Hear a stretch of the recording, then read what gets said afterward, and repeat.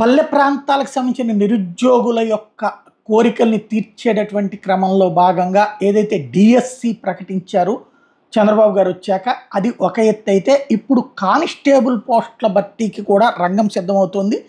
తాజాగా డీజీపీ అధికారికంగా ప్రకటించారు. ఆంధ్రప్రదేశ్లో త్వరలోనే పోలీస్ శాఖలో కానిస్టేబుల్ పోస్టులు భర్తీ చేపడతామని ప్రకటించారు. రాయలసీమ జిల్లాల ఎస్పీలతో డీజీపీ సమీక్ష నిర్వహించారు. రాష్ట్రంలో మహిళల మీద జరుగుతున్న అత్యాచారాలను అరికట్టేందుకు చర్యలు తీసుకుంటాం. అలాగే గంజాయి నిర్మూలన ప్రత్యేక దృష్టి పెట్టాం. గంజాయి సాగు నుంచి గిరిజనులను దూరం చేసేందుకు కృషి చేస్తాం. గంజాయి లేని రాష్ట్రంగా మారుస్తామని ఆయన చెప్పుకొచ్చారు. మరొకవైపున హోంమంత్రి అనిత కూడా రాజమండ్రిలో సెంట్రల్ జైలుని చూసి అక్కడ చంద్రబాబు గారిని అదులో ఉంచినటువంటి అంశాన్ని గురించి ఆవేదన చెందారు. ఆ తర్వాత ఆమె కూడా పబ్లిక్కి సేవ చేసేందుకు మేము అధికారంలోకి వచ్చామని చెప్తూ ఏదైతే కానిస్టేబుళ్ల నియామకాలు త్వరలో చేపడతామని చెప్పారు.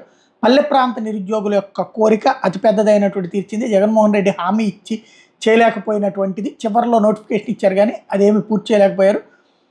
ఇప్పుడు అది పూర్తి చేసే ప్రక్రియ అడుగు పెడుతున్నారు.